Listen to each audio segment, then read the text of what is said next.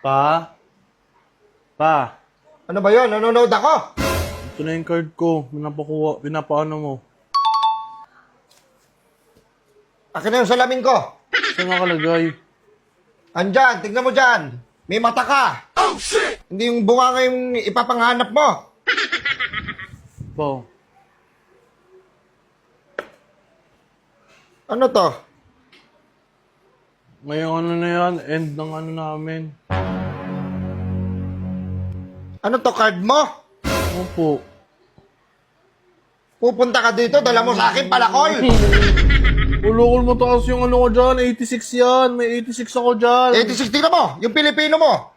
Oo. Oh, 76, 79, 78, 79. Pilipino ka ba? Pilipino na nga ako, mag-aaral pa ako yan. Alam ko na kasi yun eh. Yun ang ano, dapat yung 100 yung ano mo dito eh. Yung grade mo eh. Oh, shit! No, Dapat master na natin yun dahil Pilipino tayo. Tapos, bibigyan mo ko ng 75. ayoko makinig kasi dyan. Pilipino na nga ako eh. Alam ko na kasi yan eh. Kaya nga, Pilipino ka na tapos, bibigyan mo ko ng palakol? Dumapa ka nga. Dumapa ka.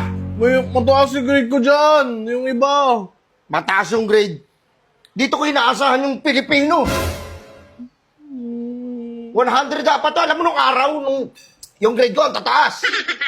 Kaya proud na proud saan si lolo mo. Kasi ikaw, pabili ka ng pabili ng PS5P. Ay, nako.